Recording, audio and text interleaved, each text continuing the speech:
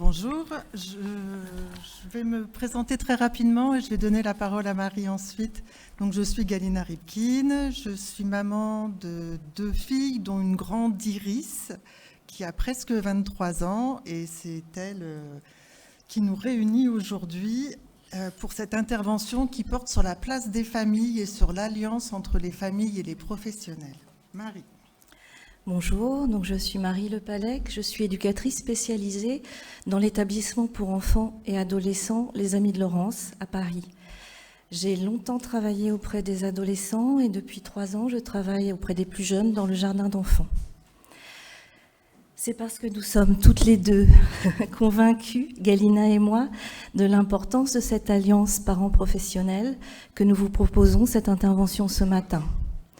Comme le disait Galina, nous nous sommes rencontrés autour d'Iris. Nous avons fait de nombreux échanges quand elle était chez les adolescents et puis tout au long des changements pour elle dans différents moments au centre. On a aussi l'occasion ensemble d'avoir proposé un module de formation sur la collaboration parents-professionnels dans le cadre de dispositifs de formation pour les aidants familiaux. Je suis trop proche. Ok, merci.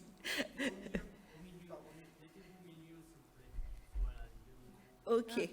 Ah, c'est pour ça qu'ils étaient comme ça. Voilà. Merci. Je continue. Donc, Iris est une jeune fille sensible et démonstrative. Elle a pu nous montrer combien ses échanges avec sa famille et les professionnels qui l'accompagnent sont importants pour elle. Elle a utilisé pour ça toute sa palette d'expressions. Les transmissions sont nécessaires pour bâtir l'environnement le plus juste pour son confort de vie et ses découvertes. Comme pour d'autres jeunes, ce lien est notamment essentiel pour donner du sens à ses désirs et à ses apprentissages de communication. Un échange constructif devient possible avec la famille quand celle-ci comprend la considération que nous avons pour son enfant. De même pour l'enfant, la considération que nous montrons envers sa famille favorise la construction de notre relation avec lui. Je pense au regard satisfait et au sourire d'Iris quand nous échangions pour chercher ensemble, parents, professionnels et elle, et aussi à ses revendications, à ses appels pour initier l'échange si elle le trouvait nécessaire. D'autres personnes sont plus secrètes et des jeunes comme Iris peuvent être leur porte-parole, leur porte-expression. Galina va retracer le parcours des familles avant que leur enfant ne soit reçu dans un centre médico-social. Je vous parlerai ensuite des modalités d'accueil au jardin d'enfants qui peuvent être mises en perspective avec l'accueil de personnes de tout âge, notamment au moment de changement de groupe ou de changement d'établissement. Nous soulignerons l'importance des regards croisés, parents, professionnels, pour construire ensemble un contexte qui aidera la personne à développer et à exprimer ses compétences. Nous illustrerons notre propos par des outils élaborés, ajustés et utilisés en associant les points de vue du jeune, de sa famille et des professionnels. Des outils comme le passeport de communication, le carnet de liaison et le cahier de vie. Je laisse la parole à Galina. Alors, je vais vous parler du vécu des familles, si j'arrive à changer de diapo, voilà, avant que vous ne les rencontriez, vous, professionnels du médico-social. Un enfant polyhandicapé, très fragile et dépendant, crée inévitablement des liens très particuliers autour de lui. Il impacte l'ensemble de sa famille, parents, fratrie. Lorsque vous intervenez... Merci. Lorsque vous intervenez, vous, professionnels, auprès d'une personne polyhandicapée, vous agissez sur l'équilibre de ce réseau familial. En comprendre le fonctionnement, les interactions et les enjeux est hautement bénéfique pour tous et pourra vous aider à améliorer vos relations avec les familles et votre vécu de certaines situations.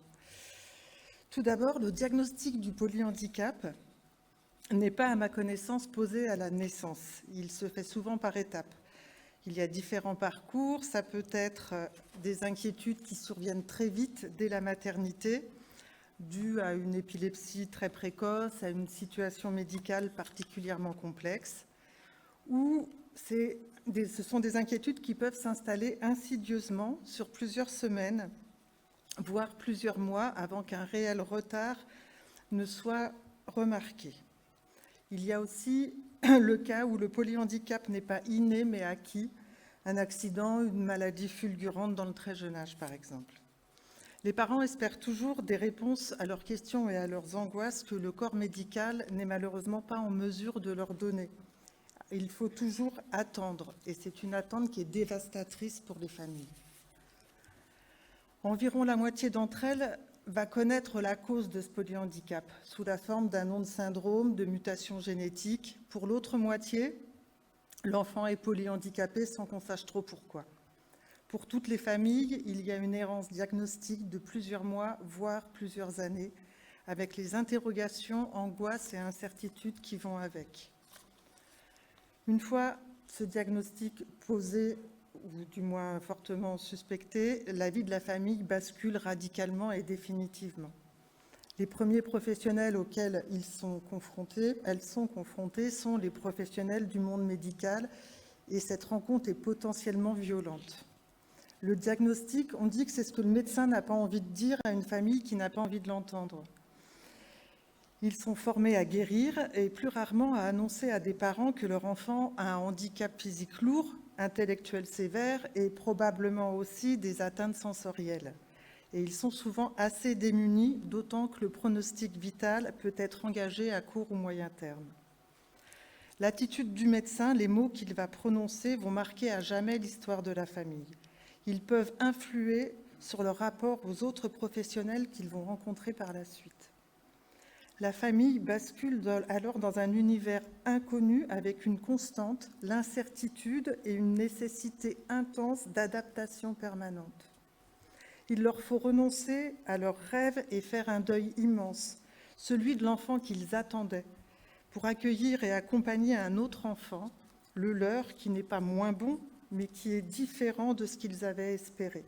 Ils n'iront pas le chercher à la sortie de l'école, il n'aura pas son bac, il ne sera jamais champion de foot, danseuse, enseignant, médecin, il ne fera pas d'eux des grands-parents. Dans un premier temps, les familles sont assommées dans un état de sidération qui peut durer plusieurs semaines.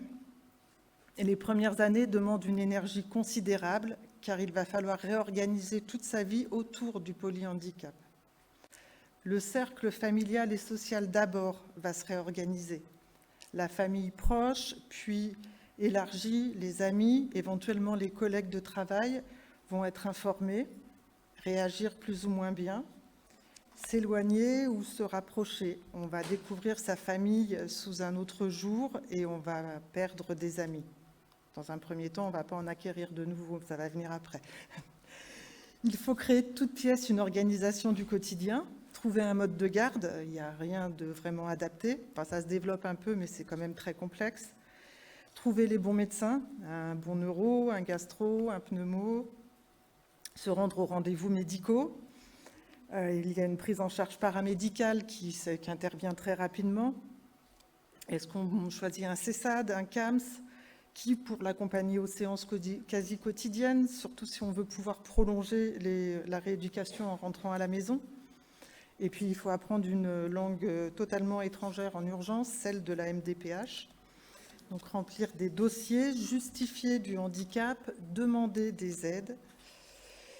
Et la fratrie, elle est également très impactée dans son quotidien et elle a aussi besoin de ses parents de manière accrue. Les nuits sont souvent en pointillés, car les troubles du sommeil sont très fréquents. Il peut y avoir de l'épilepsie nocturne à surveiller, des encombrements bronchiques, une fatigue extrême s'installe. L'activité professionnelle va s'en ressentir pour l'un des deux parents au moins. Baisse du temps de travail ou arrêt complet, au moins pour les 3 premières années. Comment faire autrement ?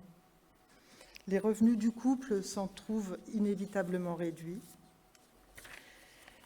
Le couple, durant cette période, est confronté à des choix difficiles. Les réactions de chacun ne sont pas toujours en phase. L'un peut surinvestir, l'autre peut avoir besoin de temps ou être dans le déni, et bon nombre de couples n'y survivent pas. Les parents d'enfants polyhandicapés, fratries, grands-parents aussi, ont subi un traumatisme dont ils finiront par se remettre. Mais il fait partie de leur construction et c'est un élément important à prendre en considération si l'on veut comprendre leur fonctionnement.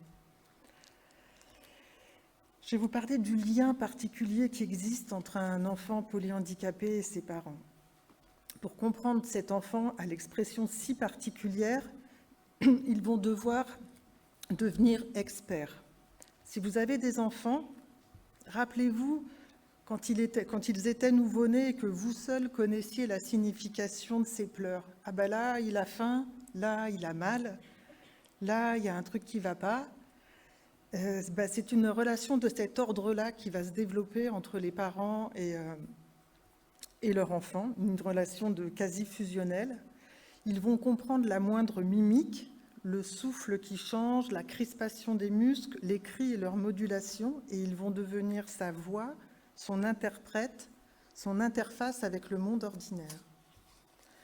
La fratrie est aussi, bien sûr, partie prenante, même s'ils n'en ont pas l'air, ils savent eux aussi. En dehors de ce microcosme familial, il y a le monde extérieur. Toute la famille est confrontée au regard, insistant souvent, nombreux toujours, aux réflexions plus ou moins bien intentionnées d'inconnus qui ne savent pas ou de proches qui croient bien faire ou mieux savoir. C'est un extérieur qui est également énergivore.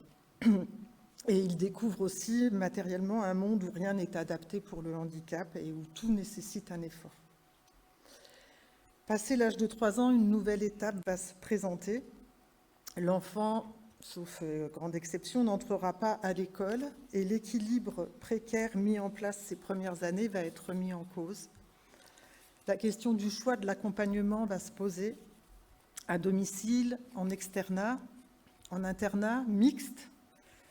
En fait, de choix, les questions qui se posent surtout sont « y a-t-il des établissements adaptés aux besoins de mon enfant proche de mon domicile ? Que proposent-ils et surtout ont-ils de la place ?» Les établissements adaptés sont peu nombreux, les places rares et les listes d'attente longues. La notion de choix, c'est un peu illusoire quand même. Lorsqu'enfin une place se libère, la famille est traversée par des sentiments contradictoires.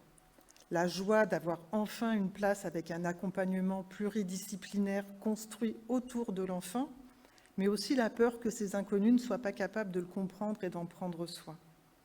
Faire confiance à autrui, c'est toujours difficile, mais sans qu'il y ait de retour possible de l'enfant quand il rentre à la maison, sur ce qui se passe en l'absence des parents, c'est énorme. Pour reprendre la comparaison avec le nouveau-né, c'est un peu comme quand vous laissez votre bébé le premier jour à la crèche, quoi. Voilà, ça nous fait un peu ça. C'est vrai pour l'entrée dans tout nouvel établissement. Là, je parle du premier établissement quand l'enfant est tout petit, mais c'est vrai pour un accueil temporaire, pour l'entrée dans un établissement adulte, quand on arrive en terrain où l'enfant n'est pas connu, c'est extrêmement anxiogène. Une fois que l'enfant est entré dans l'établissement, il y a un nouvel équilibre qui va se mettre en place peu à peu. Les prises en charge se font au centre, les parents peuvent être un peu plus parents et un peu moins infirmiers, éducateurs, coordinateurs, etc. Plus la personne polyhandicapée est jeune, plus vous êtes proche du séisme du diagnostic et de ses ondes de choc. Il peut y avoir des réactions de parents un peu à vif, pas vraiment compréhensibles, de la tristesse jusqu'aux larmes parfois, de la colère, du déni aussi, ou l'espoir de guérir ce qui est inguérissable. C'est des étapes qu'on traverse quasiment tous. Ça fait partie, c'est leur histoire, elle leur appartient, elle va évoluer, mais elle est là, avec eux et avec vous. Le temps du dépassement de ces traumatismes est plus ou moins long selon le vécu des familles. Les parents dont les enfants sont plus âgés ont appris à ne pas laisser la dimension émotionnelle de leur histoire les envahir pour continuer à avancer. Ça ne veut pas dire que cette dimension n'est plus là. Il peut y avoir des crispations sur des points sensibles liés à des expériences douloureuses et aussi une fatigue de répéter toujours la même chose, de se battre toujours pour les mêmes combats. Toutefois, les professionnels du médico-social vont être les premiers à parler de l'enfant de manière positive, non pas en termes de limitation, mais en termes de potentiel. Ce sont ces professionnels du médico-social qui vont ouvrir une porte vers une possibilité d'avenir, alors que jusque-là, on fermait des portes successivement.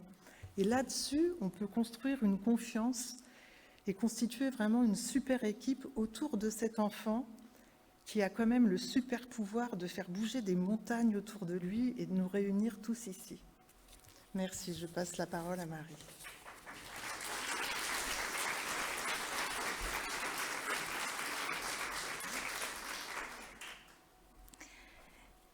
Il est essentiel pour les professionnels qui vont accompagner la personne ayant un polyhandicap d'avoir des notions de son histoire et de celle de sa famille, comme ce que vient de nous présenter Galina. Je travaille donc aujourd'hui au jardin d'enfants auprès des plus jeunes enfants qui ont de 3 à 8 ans. Les enfants ont été précédemment suivis par un service spécialisé, un CAMS ou un CESAD, avec pour la plupart un accueil en crèche inclusive. Mais c'est leur premier accueil dans un lieu spécialisé où sont reçus uniquement des enfants polyhandicapés, ce terme générique qui englobe une multiplicité de handicaps différents. C'est un choc de référence pour les familles, une étape de plus dans la réalisation de ce que peut être la vie de leur enfant. Comme l'a dit Galina, les choix d'accueil sont limités. Les familles sont à la fois contentes d'avoir une place pour leur enfant, mais aussi contraintes de l'accepter avec tous les regrets et les inquiétudes liées à leur situation. Les difficultés liées au handicap sont multiples et les façons de les appréhender par les parents aussi. Ils peuvent être plus ou moins discordants ou ajustés avec les possibilités de l'enfant. C'est dans le partage de nos observations entre parents et professionnels et dans une commune recherche de propositions pour l'enfant que nous pouvons permettre à celui-ci de développer ses capacités de la manière la plus appropriée pour lui. Je vais vous détailler l'exemple concret de l'accueil d'un jeune enfant. J'aborderai ainsi des éléments primordiaux pour l'accompagnement d'une personne polyhandicapée et la relation avec sa famille. Quand un enfant est admis dans l'institution, nous lui proposons 4 journées de contact où il est accompagné chaque jour par ses parents.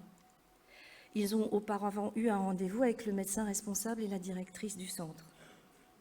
Le premier jour, les parents et l'enfant vont rencontrer les 2 référentes éducatives.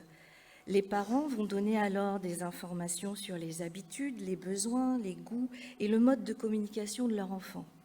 Les professionnels vont expliquer les modalités d'accueil et répondre aux questions des parents. C'est également notre premier temps de rencontre avec l'enfant. Ce premier contact est différent selon chacun, mais il renseigne aussi les parents sur la façon dont leur enfant va être accueilli. Cette rencontre a lieu dans un bureau où nous pouvons installer tapis et jeux, tables et chaises adaptées. Chaque enfant va réagir de manière singulière à cette situation et chacun va se montrer sensible à la qualité de cet échange. Les enfants sont à l'écoute du dialogue entre leurs parents et les professionnels. Ils vont réagir à leur manière et selon leurs moyens. Sourire ou sérieux, acquiescement ou plainte, jeu ou fuite, agitation ou sommeil. Autour de ces signes donnés par l'enfant va s'articuler cette première rencontre. Les professionnels doivent être en capacité d'accueillir la diversité des situations. Ils doivent être attentifs à l'enfant, à ce que les parents traduisent de lui. Ils doivent être prêts à recevoir des émotions différentes et à les transformer en matériaux de rencontre. Le cadre de la rencontre est posé, mais comme bien souvent, nous devons être prêts au rebondissement. Un enfant ne voudra pas rester dans le bureau. Un des professionnels l'accompagne seul ou avec un parent et l'autre professionnel discute avec le parent qui est resté dans le bureau. Un enfant se fâche et se calmera en dehors de son corset-siège, sur les genoux de son parent, avec éventuellement une musique. Parents et enfants seront rassurés que cela soit permis et que la discussion puisse continuer quand même. ou bien un des deux professionnels va jouer avec l'enfant sur le tapis pendant que l'autre professionnel recueille les informations. Quelle que soit la situation, il est important que l'enfant et ses parents se sentent accueillis et écoutés. Les familles, comme le disait Galina, sont expertes dans l'adaptation aux situations. Constater que les professionnels sont dans cette disponibilité-là peut les tranquilliser. Les parents vont nous préciser le mode de communication de leur enfant. Quand il fait ceci, cela veut dire cela. Ils nous font part de la connaissance qu'ils ont de leur enfant. Et c'est très précieux. Nous nous appuierons sur celle-ci pour bâtir l'accompagnement. Le deuxième jour est proposé un temps d'activité dans le groupe de vie avec l'un des parents, ainsi que le repas donné par le parent. Cela permet aux parents de continuer à partager leurs habitudes avec leur enfant et à l'enfant de découvrir progressivement la nouvelle situation. Les parents peuvent ainsi mieux appréhender le contexte d'accueil de leur enfant. Certains parents seront affirmés dans ce qu'ils comprennent et transmettent de leur enfant, d'autres auront des difficultés de langage pour dire et décrire, d'autres seront plus en proie au doute, voire au malaise. C'est à nouveau professionnel de faire des propositions qui s'ajustent à chacun. Certains parents vont participer activement à des ateliers, d'autres seront plus observateurs. Nous pouvons aussi sortir de l'activité si c'est trop difficile pour un parent ou pour un enfant, en reconnaissant que cette nouveauté-là peut être compliquée. Les professionnels ont à s'adapter à chacun selon ce qui est réalisable pour lui à ce moment-là. C'est dans cette sécurité-là que le dialogue peut être possible et riche. De même, le temps du repas, proposé par le parent au sein du groupe de vie, peut être complexe.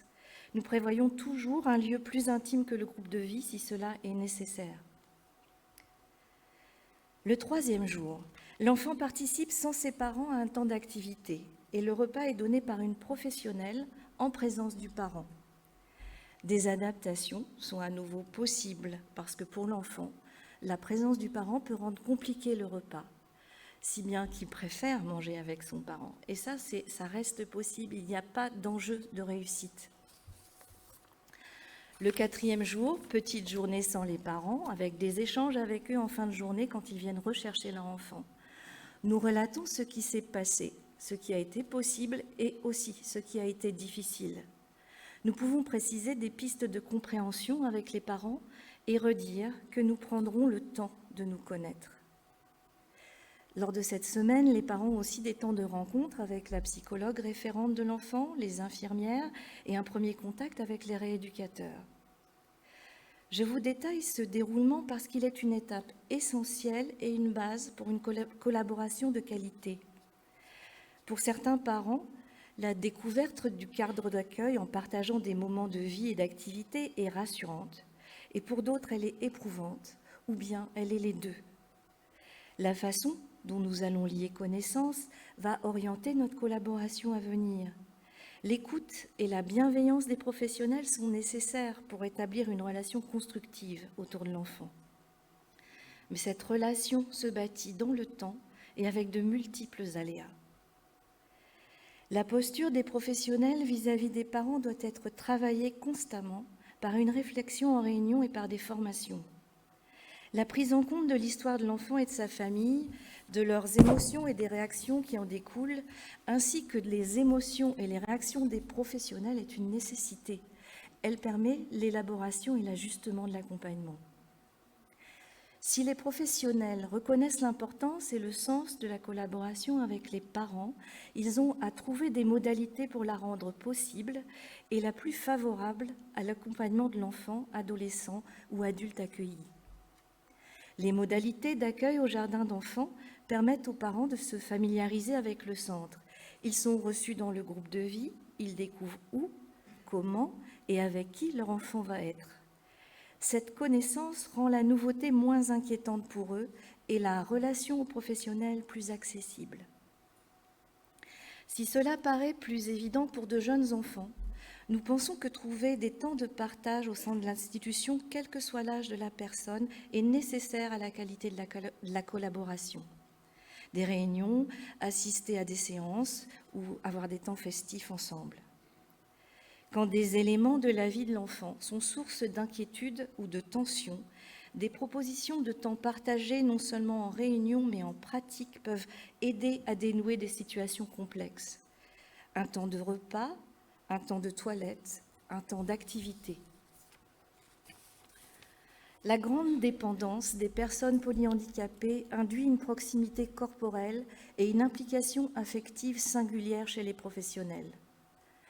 Le travail en équipe est nécessaire pour questionner et ajuster cette implication aux besoins de la personne. Le partage de cette intimité dans la relation avec la personne induit également une relation singulière avec sa famille. En dehors de ses proches, les professionnels peuvent être les seuls autres liens sociaux de la personne polyhandicapée. Pour la famille, ils deviennent les seuls interlocuteurs qui connaissent leur enfant dans sa globalité. Les professionnels doivent prêter attention à cette place qu'ils prennent dans la vie de la personne accueillie et de sa famille. Ils doivent faire en sorte que leur connaissance de la personne et leur savoir professionnel soient un appui, une ressource pour la personne et sa famille. La complexité du polyhandicap fait qu'il n'y a pas de solution toute faite. Elle nous met tous, personnes accueillies, familles et professionnels, en position de chercheurs, d'inventeurs. Les professionnels doivent mettre en place un contexte et des outils qui réunissent les recherches et les découvertes de chacun pour un accompagnement de qualité. Galina, maintenant, va nous souligner un peu plus l'importance de ces regards croisés.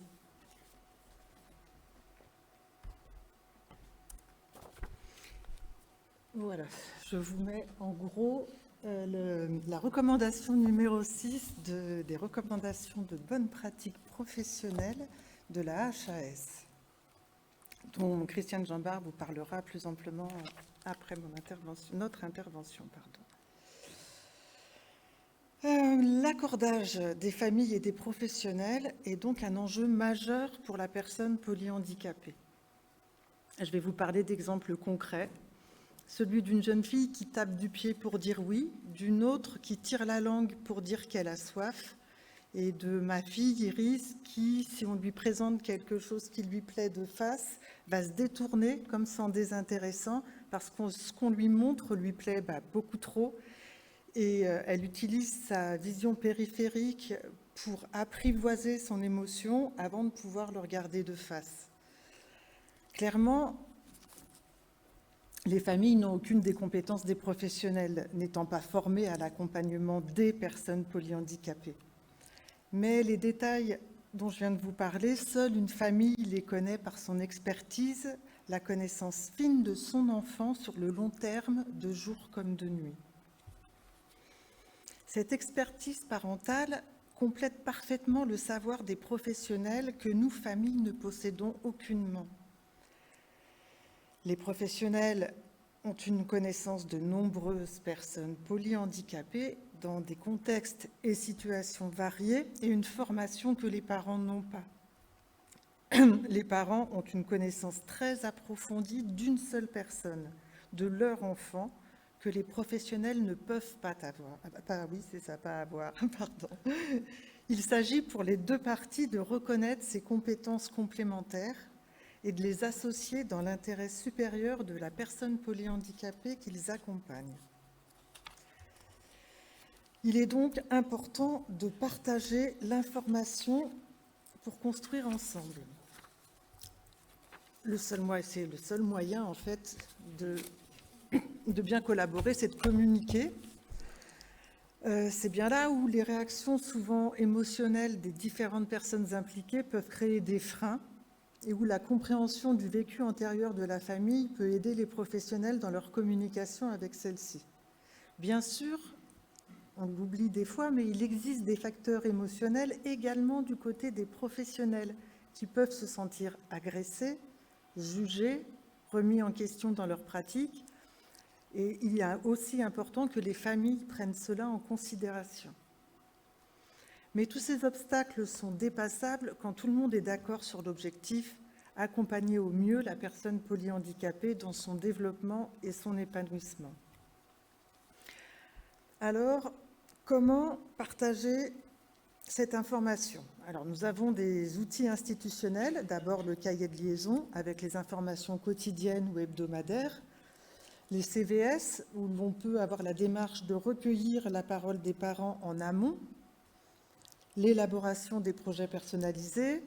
Il y a diverses réunions, les réunions régulières sur les groupes de vie, rentrée, fin d'année, fête annuelle, des réunions pluridisciplinaires avec une seule famille pour parler d'un sujet particulier concernant leur enfant, sa communication, enfin, quand je dis leur enfant, c'est leur adulte aussi, sa communication, son comportement, son alimentation. Et enfin, les réunions thématiques sur des sujets variés comme les outils de communication, les matériels à domicile, la vie affective qui peuvent intéresser les familles. Il y a également des projets auxquels on peut associer les familles et qui peuvent motiver et mobiliser professionnels et familles ensemble. Organiser une tombola pour financer l'achat d'instruments de musique en vue de séances de musicothérapie, par exemple, participer à une course à pied locale avec des joëlettes dans un objectif d'inclusion, participer à une grande course comme la course des héros pour financer des transferts, un marché de Noël, une brocante, tout est possible.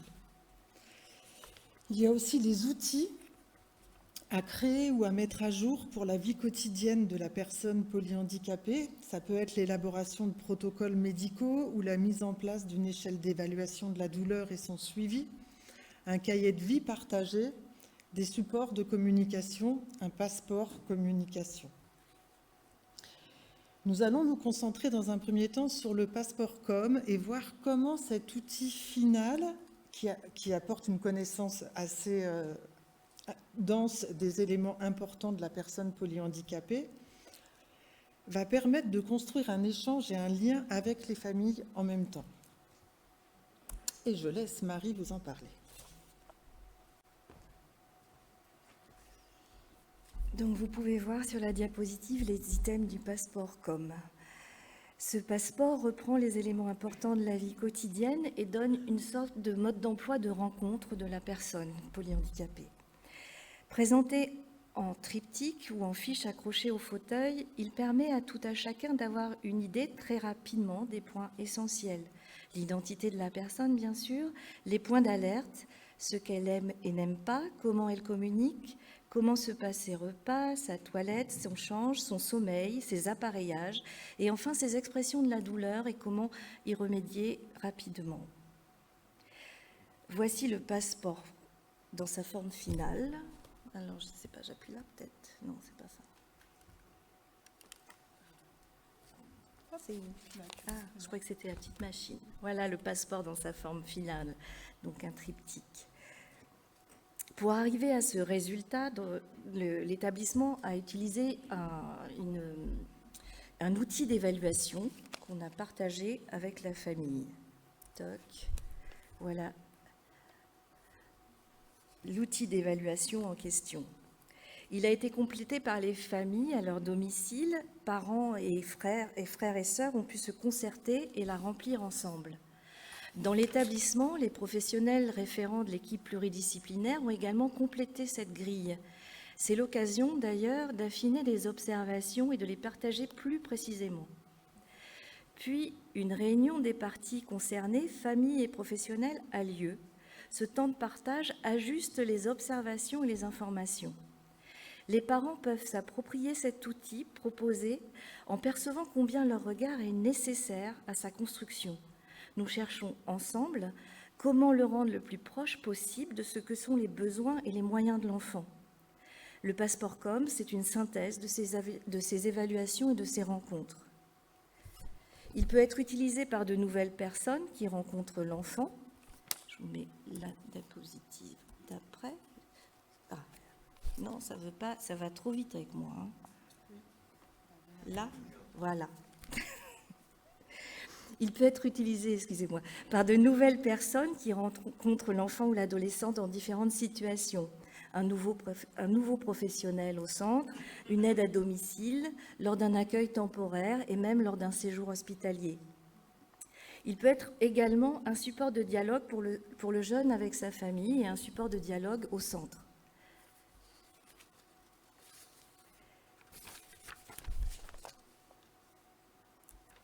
Le cahier de liaison, c'est un outil un peu plus connu et plus simple à mettre en place.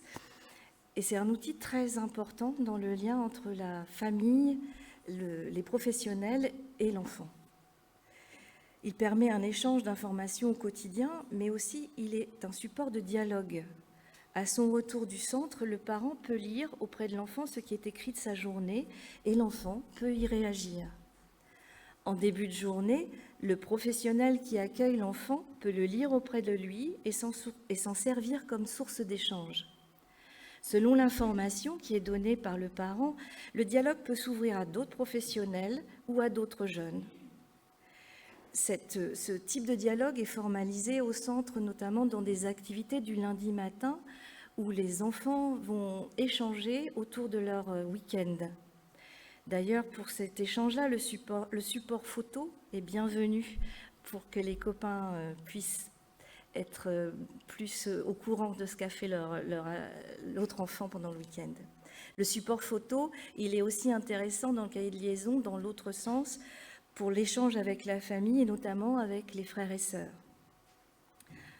Pour certains, pour compléter cela, il y a aussi la réglette d'emploi du temps qu'on peut associer au cahier de liaison, qui est un support de photos et de pictos, qui sont des outils intéressants pour l'enfant. C'est un support qui peut être également complété par des appels téléphoniques si c'est nécessaire selon la situation. Au centre, c'est notamment le personnel éducatif qui écrit sur ce cahier de liaison, mais il peut être aussi utilisé par des membres de l'équipe médicale ou paramédicale pour des questions, des informations ou même pour raconter une séance.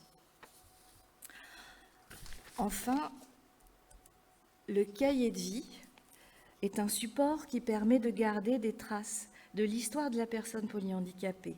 Il peut être réalisé quel que soit l'âge de cette personne. Il permet des échanges lors de sa conception, en présence ou avec la participation de la personne, puis des échanges quand il est regardé avec elle, dans sa famille ou dans le centre qui l'accueille. Ce cahier de vie peut être un bel exemple de continuité dans l'accompagnement quand il raconte à la fois des événements vécus en famille et des événements vécus au centre.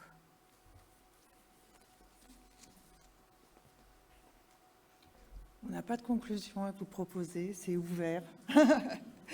C'est la vie qui continue et je vais demander à Jean-Claude de reprendre le micro.